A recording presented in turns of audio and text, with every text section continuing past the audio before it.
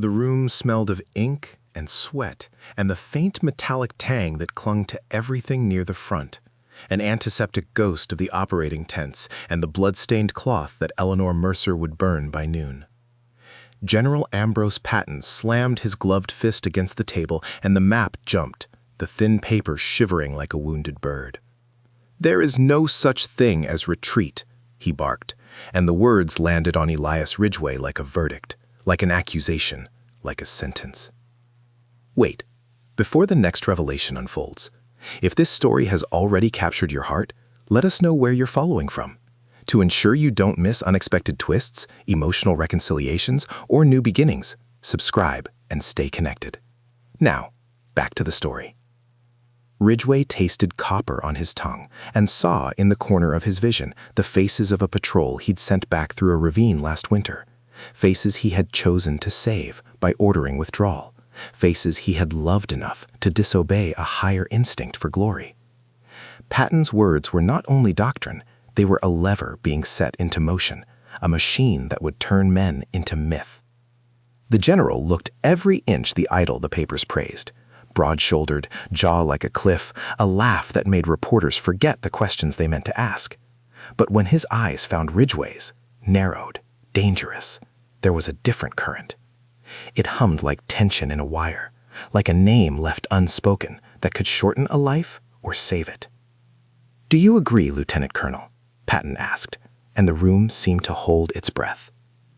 Around them, aides and captains shifted in uniform silence. Eleanor sat at the edge of the cluster, medical ledger balanced on her lap, her hands clean but stained by things no ledger could list, amputations that were triumphs because they were necessary, consolations whispered to men whose faces had been rearranged by shrapnel. She watched Ridgway with a steadiness that unsettled him. Her eyes were not the fevered patriotism of the rally crowds that adored Patton. They were rooted in the practical calculus of saving one more body, one more heartbeat. Ridgway's answer came slowly, out of habit and hunger for measured words. "Doctrine has its place, sir," he said. "But doctrine is not a map of human cost. Orders are." He stopped because to finish the sentence would be to name every man he could not bring back, to admit in public that his conscience had been a compass that sometimes pointed away from glory and toward life. He had been taught to speak for calculation, not for sentiment. Yet Patton's glare felt like a hand on his nape, guiding him into confession. Patton leaned in, hand on the map as if it were a horse's withers, and smiled with the dangerous pleasure of a man who loves risk. "Courage doesn't rearrange itself for the comfort of officers who hesitate," he said. "If you want to question me on courage, Ridgway, you're in the wrong room." There it was, the insinuation that hesitation equaled cowardice, that to hesitate was to betray the theater of war that the papers turned into a stage. Ridgway swallowed, chest tight, because he had been accused of cowardice before by men who didn't know the weight of a letter from a child tucked in a coat pocket, who didn't know that sometimes the bravest act was to choose survival long enough to come home. Eleanor's voice cut through the hum with the clean, sharp sound of a scalpel. "And when courage looks like throwing men into certain death?" she asked. "What is that called?" A murmur. Patton's expression flickered, the public hero hardening into something older and more mythic. "Courage under fire is what separates us from surrender," he said. "We do not trade wins for comfort. We do not let the enemy choose our temperament." Ridgway wanted to say the word he kept in his pocket like contraband: retreat. He wanted to say it in a way that would make the room understand that retreat was not cowardice, but a tactic that preserved the future. Instead, he found his fingers knotting against the edge of his holster, feeling the letter inside his breast pocket as if it were an accusation or an infancy. The letter, faded blue, creased from being opened so often, had been written by a boy with brown hair and no medals, a boy Ridgway had once left in the care of a woman in a town he could no longer find on any map. He had kept the letter hidden as a relic of a life he would not confess, proof that sometimes he had run so others might live.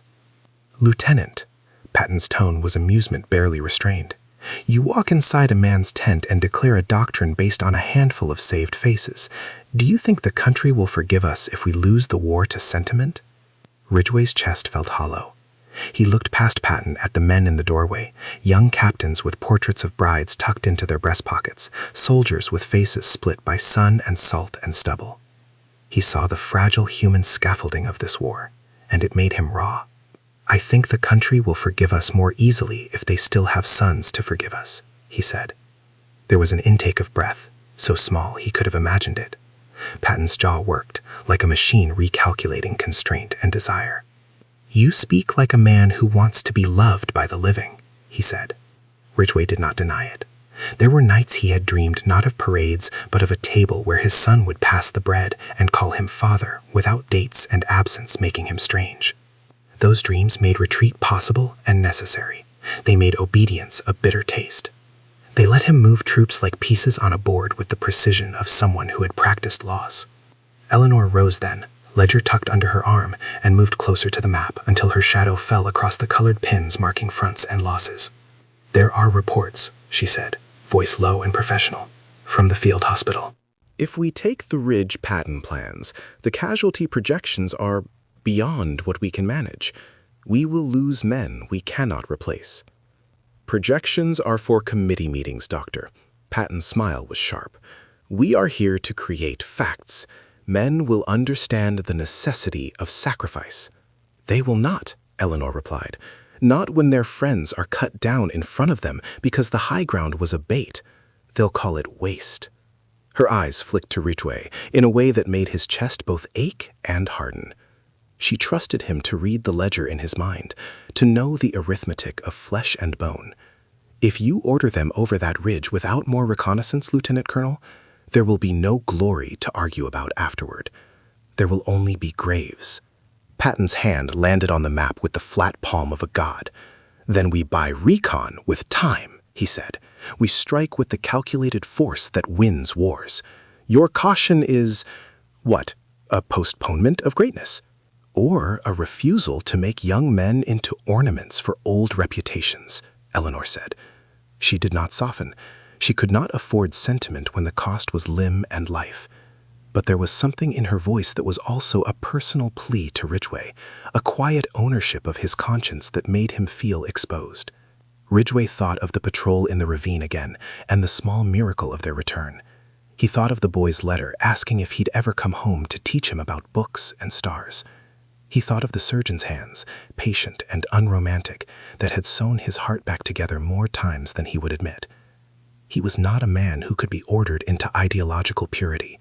He was not a man whose moral compass pointed only to the loudest flag. He said, "We need better intelligence. We need a smaller strike to test the enemy's defenses. If it's a trap, we can't afford a whole battalion." Patton's face went still. For a moment the room was a taut wire. The general's celebrity had, at times, carried him like a tidal wave. His belief in reckless progress had legs because the public loved to watch a legend. But Ridgway's measured voice had a different authority, one born of calculations in which men mattered more than headlines. It came from someone who had seen the arithmetic of casualties and refused to be a footnote in a glorified disaster. "Do you question my plan?" Patton asked, an accusation and an invitation both. "I question the plan because I don't believe in sending men to a death counted on the map," Ridgway replied. "I believe in winning without unnecessary sacrifice, sir." Patton's laugh was almost gentle, except that it stitched an edge across everyone's face. "Ah, noble. It's the perfect word for those who like to keep their hands clean." His gaze lingered on Ridgway, as if trying to read the texture of his soul. "You are a careful man, Ridgway. Too careful. In war, careful men are liabilities." The insult should have cut short conversation. Instead, it lit something else, something electric and private. Ridgway felt Patton's scrutiny like heat along his spine, a heat that spoke of power and attention. It was scandalous, the closeness of it. The general's smile softened, and in that softened space, there was a hunger Ridgway had not been taught to name, the craving of a commander for the intimacy of the trusted man at his side. His rank made him untouchable. His adoration would ruin them both if it became anything more than a look. Ridgway turned away before the moment could become a confession. Eleanor watched the exchange with clinical detachment until her jaw tightened and her fingers curled around the ledger. She stepped closer to Ridgway, and the room felt suddenly crowded. "Listen," she said. "I have men in the tents who will die if this goes ahead. I've held them while they bled and told them to be brave for reasons I cannot give. I will not keep doing that when courage is cynically manufactured." "Do you think I want to send anyone to die?" Patton's voice had gone low, and for the first time Ridgway thought he heard the man beneath the myth, someone with a private fear he had never published. "Every order is measured for advantage. We can't let sentiment rule our decisions. We must be decisive." "Decisive," Eleanor echoed, "or reckless. There's a difference." Around the table, officers shifted uneasily. The argument was more than tactical. It smelled of something older, generational ideas about honor, the political hunger for spectacle, the private calculus of a man who wanted both glory and the small, stubborn mercies that saved faces. Ridgway felt the pull of both sides, of a general whose energy made men follow and a surgeon whose hands saved the men who followed.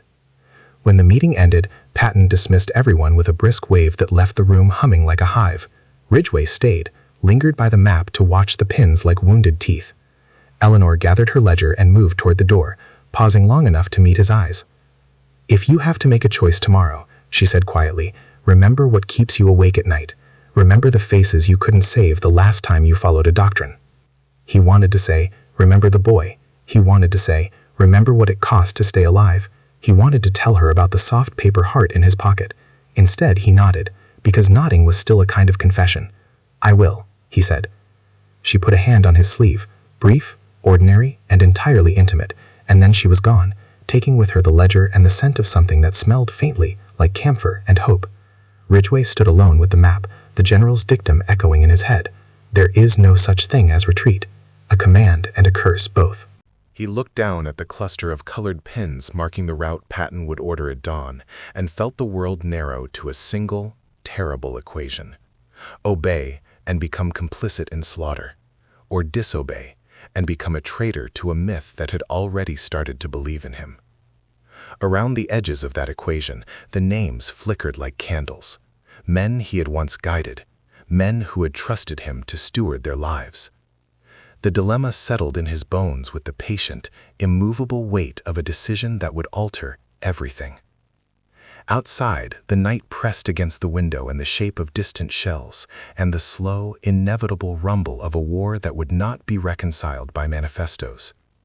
Inside, Ridgway folded his hands over the place where the boy's letter rested, feeling the fold of paper like a hinge to a life he had not yet chosen to open. The map held the shape of a plan that would carve the future. Between the map and the letter, his heart began to make a choice that would not belong to any doctrine. Ridgway woke before dawn because the map had turned into a drum in his chest. The headquarters was a watchful animal at that hour, lamplight breathing in the corridors, boots muted, the gossip of men who could not sleep.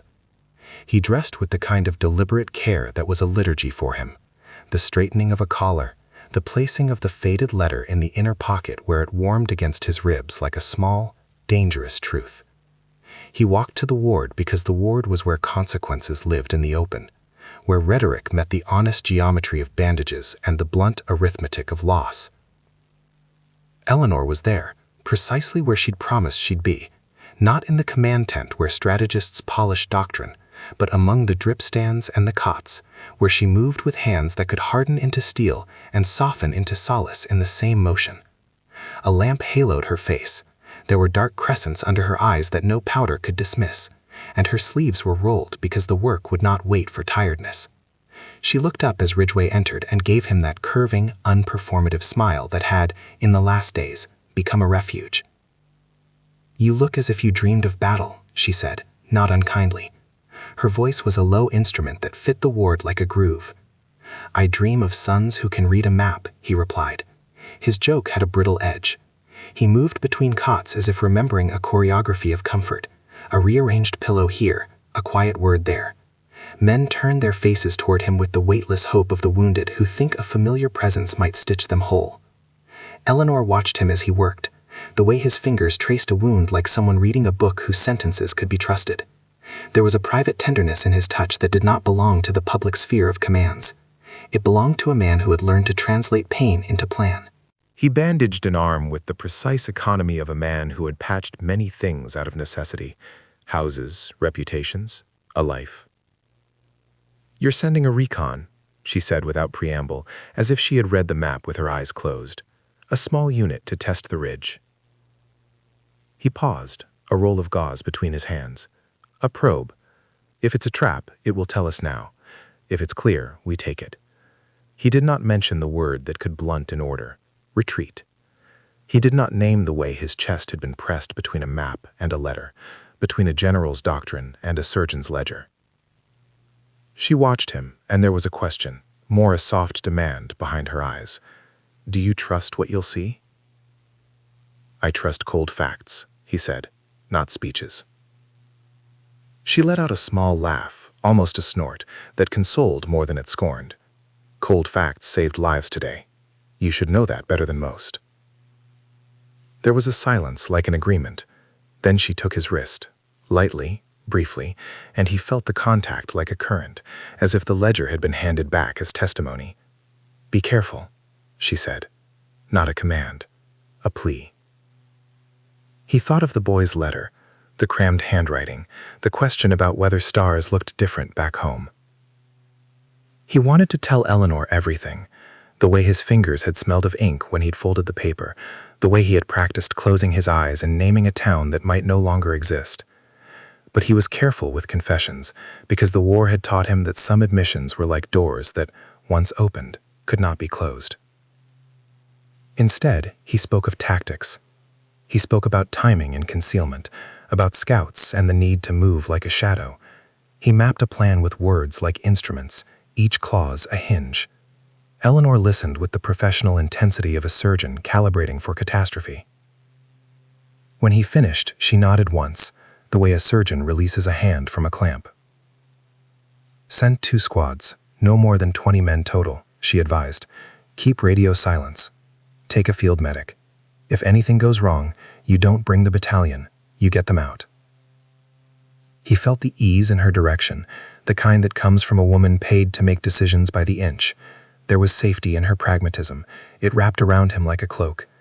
He wanted, for a suspended second, to step into that cloak and stay, to let conscience and calculation be his home. But the headquarters was not theirs alone. Patton's presence hung like a written margin, and Ridgway could already feel the rumor of his displeasure in the way the aides' conversations shrank when he passed.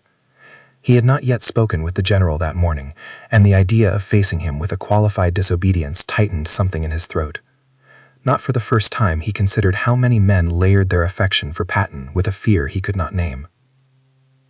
When the recon left at first light, it moved like a breath that might or might not be returned.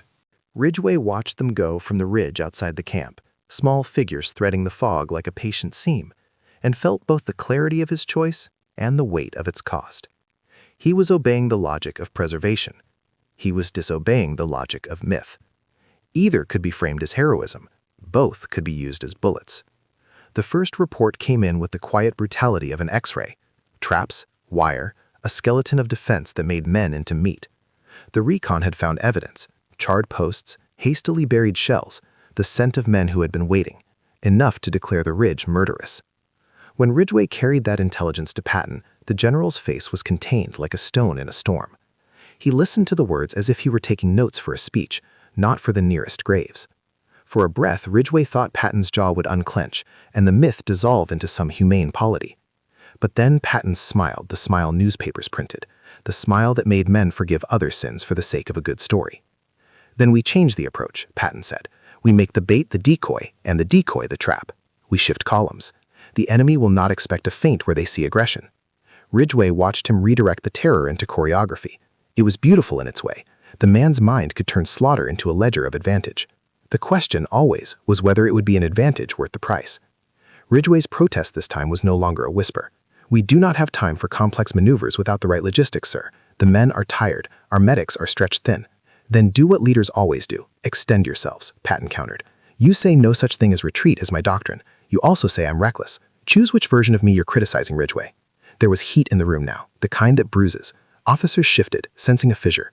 Ridgway felt the pull like two magnets turned against each other, the country's myth and his own soul's ledger. He said, I choose not to be the officer who sends men for the sake of a headline. It was not a brave sound in a room that drank courage the way cities drank tea. It was raw and small and filled with the bones of other people's nights. Patton's expression narrowed. He was not angry in a theatrical way. He was puzzled, as if Ridgway had offered him a riddle he could not solve. Insubordination is a simple word for your dissent, Patton said. Do you want to be the man who saves lives in secret and gets none of the glory, or are you ready for the cost of leadership? There was more there than the rhetoric. In his gaze, Ridgway found a heat that was almost private. The general's eyes softened with something like desire or tenderness, and Ridgway was caught off guard by how exposed that softness made him feel. It was dangerous. Intimacy folded into command, and Ridgway turned his face from it as if sunlight had met a mirror. Make your report, Patton said finally. I'll hear it in full at 11. When Ridgway left, the room emptied like a lung releasing. The aides reassembled words into gossip, and the day resumed its mechanical progress toward inevitable blood. Yet the air between Ridgway and Patton had been more than professional friction. It had been an almost touch. It treacherously rewired something inside Ridgway that had learned to measure everything in accounts. Office politics bled into other economies, the cost of a look, the price of being the man a legend favored. Eleanor intercepted him by the water tent, hands busy with a basin and the meticulous rhythms of cleaning instruments. You can't let him make you feel like an enemy to yourself, she said quietly, before he could offer excuses or a defense. He looked at her then, full and exposed. I am not an enemy to myself, he answered, and the words were a claim. But he also felt the truth in her observation. Patton's attention had unmoored something private and dangerous in him. Attention had always been a currency. It had paid for appointments, for reassurance, for small acts of vanity. But this attention tasted of power and of admiration folded into command. It could call a man to courage. It could also corrupt. He's good at making men forget the cost, Eleanor said. She dried a knife with the care of someone who trusted edges. He makes courage into an idea, and then he sells it. You know the difference between courage and spectacle. Ridgway wanted to confess everything. The boy's letter, the image of soldiers catching against the ravine, the night when he'd chosen survival and slept with someone else's hand in his hair because it was the only warmth he allowed.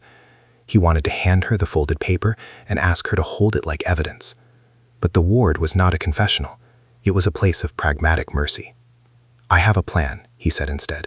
If the ridge is a trap, we don't take it. We'll find another way to create pressure. We won't give them the bodies they expect. Eleanor looked at him with a kindness that was also a test. Do you know you frighten me when you're determined not to be a hero, she said. Heroes hurt people. So do men who refuse to be heroes.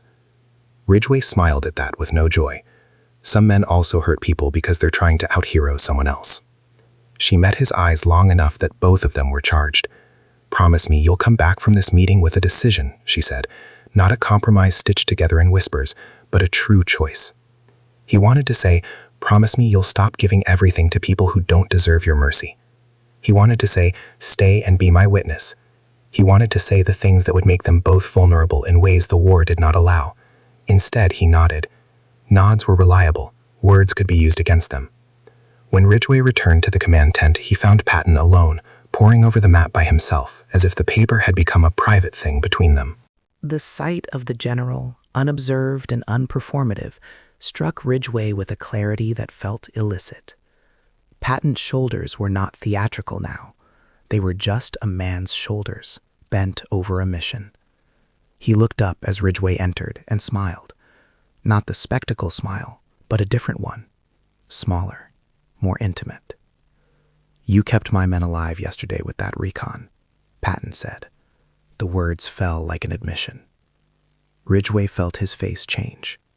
Yes, it found a trap. Patton's eyes flicked to his hands, to the map. There will be cost if we do not take action. There will be a political cost. There will be men who think the idea of postponing victory is worse than death. Ridgway met him. And there will be men who will die if we rush. How many costs can we rationalize? How many lives are worth a speech? There was silence. Then Patton reached out and, for the briefest instant, his fingers brushed Ridgway's knuckles as he shifted the map. It was nothing to a man who had the world under his palm. It was everything to Ridgway. The brush was the weight of a touch that could name a secret or begin one. It made truth tremble.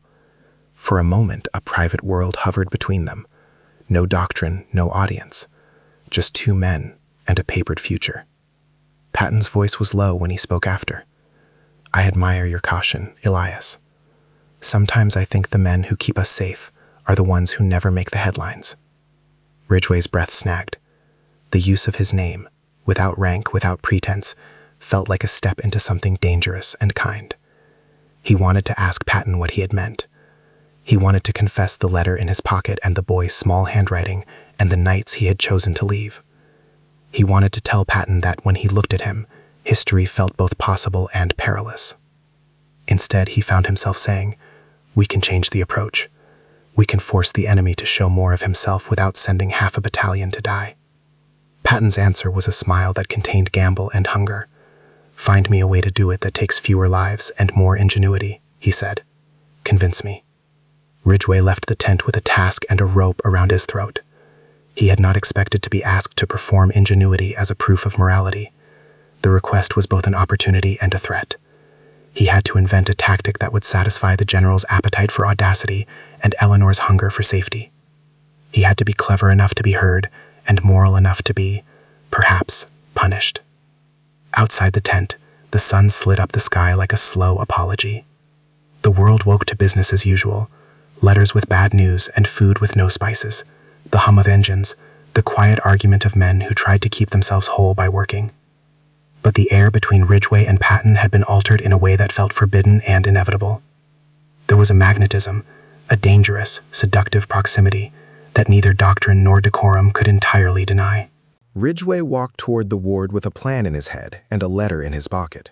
He thought of how he would convince both a surgeon and a soldier that his conscience had not betrayed either of them.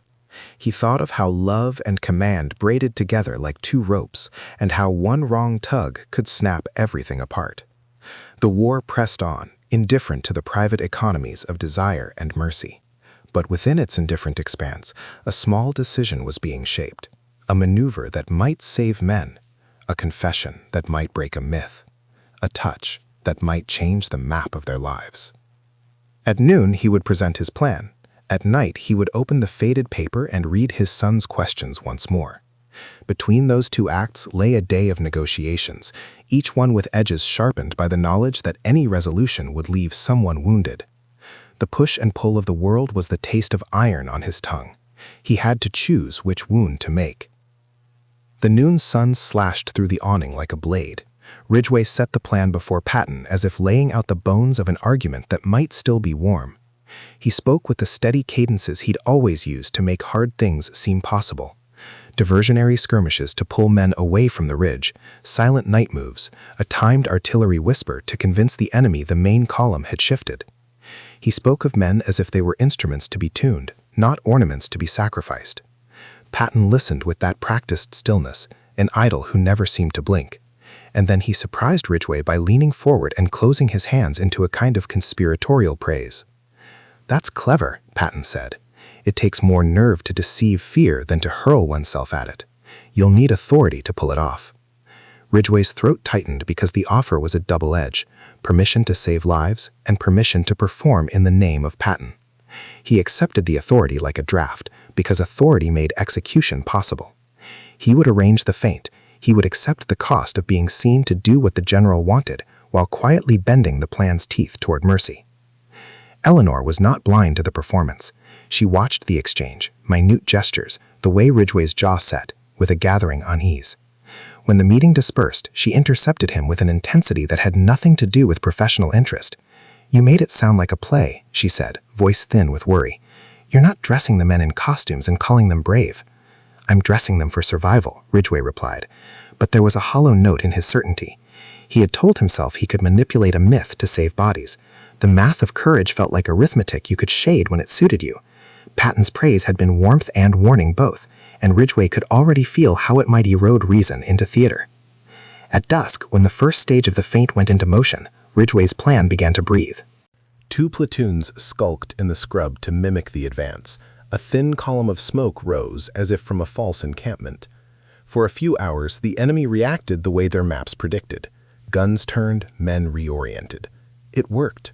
Ridgway felt an exultant vertigo. He had made doctrine bend toward mercy.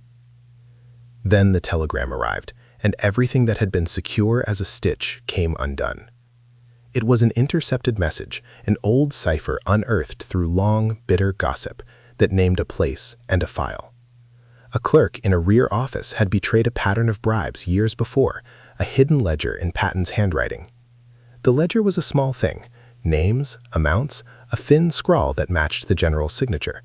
It suggested agreements made with contractors and certain commanders, the kind of corrupt commerce that turned ration lines into profit margins and turned supply delays into tactical fortunes. It suggested, more damningly, that a supply convoy had been diverted at the wrong hour because a contracts ledger demanded it. Men had died on a road no one wanted to mention. Ridgway held the telegram like a wound. He understood, in a surgeon's way, how paper could become irrefutable as bone. He had seen enough of the world to know that scandals started as small things and built into avalanches. Patton's face when Ridgway set the paper before him was a study in the hardening of myth. He read it with a slow, careful detachment that made his composure feel like a mask being welded in a furnace. When he folded the paper away, he did not deny the handwriting. He did not apologize. He looked at Ridgway as if the officer before him were both collaborator and accuser. "This isn't a proof," he said, and the voice was a steel wire. "It's a whisper, a jealous man's whisper." "It is a ledger," Ridgway replied. "It is in your hand. It names the hour the convoy was delayed." Patton's eyes flashed with something that was not merely fear. It was a feral clarity, someone who had been built by an audience and now found his scaffolding complained about. There are always men who would like to topple myths. "But if it's true," Ridgway said, "then men died because supply was rerouted to a favored contractor. That's more than a rumor. That's an order with a human equation." They argued with the thin politeness of men who felt the ground beneath their reputations crack. Patton accused witnesses of lying. Ridgway insisted that the ledger must be accounted for. Officers hovered like vultures who had been taught to care about how the bones were arranged. The meeting's atmosphere was not tactical anymore. It was judicial. Eleanor found Ridgway then, in the half-light outside the tent, where the air smelled of dust and gun oil and the ghost of the wounded. "You look like you saw a man fall," she said. "I saw a ledger," he answered, "and the ledger looks like yours." Her hand went to her mouth. For a second, she was the woman with a tremor in her throat, not the surgeon who made decisiveness her language. If it's true, if Ambrose did this, then he has been creating needs for himself, manufacturing shortages. Men die for contracts. "Yes," Ridgway said, "and we will lose everything if we let him be both the engine and the hero." She reached for him, no longer a hand on a sleeve, but a grab that held. You can't fight that without losing something else. He knew she meant more than the war. The undercurrent, Patton's attention, the way it had warmed Ridgway, had always been complicated by Eleanor's presence. She had been his confidant, his boundary keeper, the woman whose steadiness had become the only language that could keep him sane. Now she watched him like someone whose hands might have to perform an amputation. Before they could plan, the world outside took responsibility for their private fracture. The news of the ledger leaked, not in the lance of a proper investigation, but in the brutish way gossip finds its mouth. A reporter fed a half-truth with a kernel of accuracy, and the next morning, the camp woke to a paper whose headline made the heavens sound like falling masonry. The name Patton printed in huge letters, the hint of corruption insinuated into the myth like mildew in white paint. It turned the world upside down. Men who had once saluted him with songs in their throats began to look at him with a certain curiosity etched with caution. Officers who had thrived on his light now feared the heat of association. Ridgway felt the camp's mood swing like a bell. Some people angled away, others gathered round the general as if to protect him. The binary fissured loyalties into shards. Then the worst thing happened. Someone found a letter in Ridgway's pocket. It was not the letter he'd kept for years, the one from the boy that sat in his chest like contraband, but another piece of paper. An aide had seen him slip a folded sheet into his breast and misread its destination. Officers liked rumors the way they liked whiskey. One of them fed the idea that Ridgway was in the general's camp to spy, that his feigned mercy was a technique to undermine their general and replace him with a quieter, more pliable hero. By nightfall, whispers of Ridgway's treachery, his supposed collusion with enemies of Patton, had found full voice. Men who had trusted him now regarded him with a mixture of suspicion and disgust. The ledger's shadow fell on him simply because he had been the man who counseled caution. Eleanor's eyes, when she confronted him, were carved from hurt. "How could you not tell me about this?" she asked. "How could you let them think you were undermining him without preparing for what it would do to the men you promised to protect?" Ridgway wanted to say that he had been working to protect the men, that secrecy had been another layer of strategy. But the world had turned him into a cipher. Words failed to reconstruct intent. He saw painfully that secrecy had been as much his refuge as the old blue letter had been. It had left him vulnerable to accusation. "What I did was to save lives," he said. "I arranged the feint. I pulled men from slaughter." "By making them lie to their comrades?" Eleanor's voice broke. "By making them perform loyalty to a general who might be a crook? Is that protection, Elias, or is it betrayal?" Her question landed like an incision. The men and her ward had shown him their nakedness, and he had been able to heal it. Eleanor demanded a moral clarity from him like a scalpel's edge. He had flinched from public confession because the war had taught him that truth could be used like a bayonet. Outside, the camp convulsed, soldiers divided. Some bands gathered to defend Patton, echoing his rhetoric like prayers. Others huddled with Ridgway, as if the man who had whispered caution might be the only one willing to count the bodies and name them. Factional lines traced through mess tents and sleeping quarters, letters of commendation were postponed as inquiries brightened like searchlights. The world of strategy had become the world of rumor and ruin. Patton's reaction was a more dangerous fracture. He did not immediately lash out in a way Ridgway expected. He moved instead into a policy of small cruelties, privileges stripped from Ridgway's office, a reassignment of aides who had once been his allies. When Ridgway protested, the general's voice was the voice of a wronged lover as much as a commander. "You make my fortune into a false gold and expect me to thank you," he said. "You betray me in front of men who have given me everything." Ridgway felt the accusation like a rope around his sternum. The personal was braided into the political in a way that made both men dangerous. He had never wanted to be Patton's enemy, but the ledger and the lies had created a theater in which they could not simply keep their private shapes. Each was forced to adopt a posture. The general, wounded and furious; the lieutenant colonel, defensive and mortally tired. By the time a preliminary inquiry was announced, alliances had snapped. Officers who loved their reputations too much to risk a taint lined up behind whatever side promised them the cleaner story. Some whispered that Ridgway's hesitation had been planted for a reason. Others said Patton's ledger had been forged by jealous rivals. The truth was an object of tugging hands. And amidst it all, the thing that slid most painfully was trust. Eleanor withdrew not in gesture, but in action. She made herself more scarce, her hands busier in the tent, her smiles frugal. When Ridgway sought her in the dimness of the ward, she answered him with the patient business of medicine, but there was a tightness around her eyes like healing skin that refused to move. "You put yourself between men and an idol," she said finally, voice steadier than his.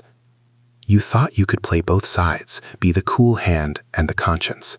But you can't be the middle of a spear." He had no eloquence for the wound she named. He thought of the letter in his pocket, the boy's small handwriting that meant kindness in the language of absence. He imagined how that child would see him if he were disgraced, and how small the apology would be if he had to make one. Heroes were complicated because they were human. Men who were not heroes were also human, full of small betrayals. Ridgway felt the anatomy of his choices, like a body laid open. Night drew down like a curtain. The camp's chatter became the low murmur of men who had not yet decided which god they would worship, one who promised glory at any price, or one who kept a steadier account of lives. Ridgway sat alone beneath the dim light of the ward and opened the letter he'd meant to read that night. The child's hand asked simple things. Did the stars look the same? Did he lie us like apples? Would he come home one day? The questions felt like a verdict. He cupped the fragile paper and felt the truth of it like a palm on his chest. Love and truth were not clean instruments. They had edges that cut. Secrets were not merely about shame. They were about the ways people tried to hold themselves whole. In the rubble of the ledger and the rumors, friendships cracked like old plaster. Eleanor's steady kindness had become distance. Patton's admiration loomed as a weapon and as a wound. And Ridgway, who had hoped to shepherd men through both myth and mercy, found his soul in the marketplace, raw and bargainless. In the night, a soldier he'd once saved whispered his name in sleep, and Ridgway answered without thinking, an old habit of care, and felt the echo like a pledge. He had made choices that morning, and those choices had created fractures he could not stitch by himself. The world would demand hearings and evidence. Men would argue about courage and doctrine. But some things shifted inward, and the most dangerous break was not in the tent of command, but in the place where trust and desire had once overlapped. When the first officer came to relieve him of certain duties at dawn, Ridgway did not resist. He watched the man take the maps and the medals as if he were watching pages be torn from the book of himself. The inquiry would come, questions, testimonies, the cruel reveal of things men hid. The ledger's truth would be chewed like a bitter herb in public. And beneath all of that, his personal life, the small economies of attention with Patton and Eleanor, would either die or change into something harder and truer. He thought, with a cold steadiness, that sometimes fractures are what let you see the inside of something. You only know what a thing contains when it's broken open. He would be broken open in the morning. He did not know if he would bleed or be reborn. What he did know was this: he had tried to save men, and that would be both his defense and his damnation. The ledger's shadow lengthened, and with it came the quiet terror that innocence, public or private, was a fragile thing in a field that wanted monuments. Outside, a cannon boomed like an old clock. Inside, Ridgway folded the boy's letter and slipped it back into his pocket. He walked toward the tent where a man who was both legend and perpetrator waited, and toward the ward where a woman who may yet love him moved among the wounded. The fractures had come. They would break or bind. He did not know which would be worse. Ridgway found Patton where he'd always found him in crises, alone by the map, the paper lit like an altar. The general didn't look like a myth now. He looked like a man who'd been worn thin by the friction of being too admired for too long. His hands trembled when he folded the ledger back into its envelope. For a long second, they watched one another without protocol, without aids, without the noise that had once made their edges invisible. "I can take it," Ridgway said suddenly. The words were simple and terrible. "I will say the feint was my idea and that I withheld information for operational security. I'll be the scapegoat. The inquiry will move on, and your name—" Patton cut him off with a sound that was not anger, but a grief so private it could hardly be formed. "You won't save me by burying yourself," he said. "That would be cowardice disguised as nobility." "It would save men," Ridgway replied. His voice trembled with something older than duty, a love that knew how to count cost. "They rallied around you because they believed in you. They will be broken if every man they trusted and followed dies under a different kind of lie. Let me take the fall and let them keep marching without the smell of corruption on their boots." Patton's laugh was small and broken. He walked to the edge of the map and put his palms flat on the paper as if it might stabilize him. "You would give your name to protect my reputation." "I will give whatever keeps them alive," Ridgway said. "Even if it means my name is mud." For a terrible pulse, Patton looked at the ledger in his hands, then at the man offering himself like a shield. The general had been built on theater. Grand gestures, headlines, a voice that could make a nation forget the bodies behind the banners. To accept Ridgway's offer would be to take applause without truth. To refuse it would be to let the men he commanded wear the shame. Patton's self had two axes, the public idol and the private man who loved attention so fiercely it had become a need. "I am not pure," Patton said finally, voice small. "But I will not have you murdered by my sins." He reached out before he could assess propriety and took Ridgway's hand. The touch was an apology and an accusation. "I will do this differently." They did not resolve it with cunning or politics. Patton made a choice both ruinous and honest. He would confess. Not the whole ledger's context. There were things he could not unravel publicly without toppling others, but enough to admit failures in procurement, to name the diverted convoy as his responsibility, to tender his resignation and accept a court of inquiry. It would not erase the ledger, but it would give the men the truth they deserved and take the scandal from being a rumor that chewed the camp. When the announcement came, the camp divided all over again. Scandal is never neat. But something else shifted, an honest rupture that let people choose. Officers who had loved spectacle felt bereft. Men in the wards looked relieved and furious in equal measure. Eleanor watched Ridgway as the world recoiled and then steadied. She had watched him offer himself. She had watched Patton take the step that would unmake his armor. At dusk, after statements and the beginning of legal formalities, Patton found Ridgway in the ward.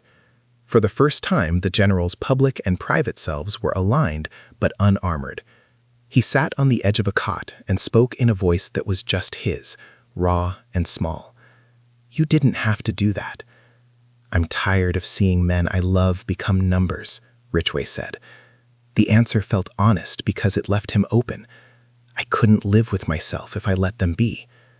Patton's hand cupped Ridgway's face, the way a man does when he wants to memorize another's pain. For a breath, the world contracted to the two of them. The noise of rumors muted, the ledger a distant fact. Then Patton bent and kissed him, quick, fierce, unpublic. It was neither triumphant nor furtive. It was a concession of need and a prayer for absolution. Ridgway kissed him back with the resigned ferocity of a man who had been taught to be brave and now chose tenderness as a weapon. Eleanor watched from the doorway. Her face was unreadable, then softened by something that looked like recognition. She came forward and did not demand an account. She offered a steadying hand on Ridgway's shoulder. "You chose the harder honesty," she said. "Whatever comes, you did not betray the men for glory." Ridgway looked at her, at the surgeon who had held him when he could not hold himself, and felt the shape of a new covenant. Not the tidy victory of romance, but a raw, mutual pledge. He had chosen sacrifice and truth. She had kept her moral compass. Patton had ceded the pedestal. In the days that followed, hearings bruised reputations and polished them. Apologies were parsed, friendships reforged or dissolved. Ridgway accepted reprimand and a demotion that would make headlines kinder to some and cruel to others. Patton's resignation was messy and forceful. He left with a face that had been both carved and broken by adulation. The ledger's shadows were not entirely banished, but the men who had loved and followed were given permission to grieve honestly. At the end of it, in a small tent lit by a single lamp, Eleanor stitched Ridgway's sleeve, where a splinter of accusation had snagged his uniform. Patton sat nearby, a distance safe and sincere. The three of them were not a triangle resolved into neat shapes, but an odd trinity of accountability and tenderness. "Are you sorry?" Patton asked suddenly, not for strategy, but for the cruelty his ambition had brought. "Yes," Ridgway said, "and I'm tired. I did what I could." Patton closed his eyes, then opened them to look at Ridgway as if seeing him for the first time. "Then rest," he said softly, "if you will let me." Ridgway let himself be led into a new arrangement, no longer idol worship and command, but an uneasy, honest affiliation. He had given up title and reputation, he had gained truth, and, in a small, astonishing way, the confession of a man who had worshipped spectacle until it almost ate him. Eleanor's hand found his. Patton's presence did not burn as before, but warmed in different measure. The war continued, indifferent. Men still bled. But the private economy between these three had been altered into something harder and truer. Repentance, sacrifice, and the fragile birth of affection chosen in the ruins of command. In the dull light before dawn, Ridgway read his son's letter again, and for the first time he imagined returning, not as a hero with parades, but as a man who had been broken and had chosen to be honest. Outside, the camp prepared for another day. Inside, a small light remained on, and three people sat with hands joined, scarred, wary, and, in their own quiet way, redeemed. They slept in fits and starts that week, the camp a distant drum, but mornings came with the unglamorous discipline of cleanup and testimony. Hearings took their toll, words were flayed and sometimes softened into official mercy. Patton's resignation became a story of culpability braided with courage. His defense was not innocence, but a confession that surprised even him. Ridgway accepted the demotion with a steadiness that felt like a new backbone. He lost rank, but kept the quiet currency that had always mattered most, the trust of the men whose names he could still say aloud. Eleanor refused to leave the field. She repaired bodies and, in smaller, braver ways, repaired reputations. She stood with Ridgway when the press asked for heroes and found nothing heroic in the tidy lines of headlines. She called him by his name like a benediction, and when the worst of the inquiries eased, she took his hand in the tent where they had first traded confessions of duty. Patton, stripped of pedestal and oddly gentled, came to sit with them not as an idol, but as a man learning how to be accountable. They did not find a neat ending. There were no parades. There was instead a slow, stubborn reclamation, a surgeon's steady hand, a soldier's careful honesty, a general's hard-won remorse. On the last night before Ridgway left camp for quieter service, the three of them lingered by a single lamp. Outside, the plain breathed under a sky indifferent to fame. Inside, their hands touched, fingers braided, then released, then braided again. Not for spectacle, but as a pact. To be humane where doctrine had been cruel, to choose truth over theater, and to love, imperfectly, with courage enough to survive the morning. The lamp guttered. They sat until the light burned low, and when it went out, the image that remained was small and impossible to steal. Three silhouettes huddled against the dark, shoulders steady, a single ember of honesty left between them.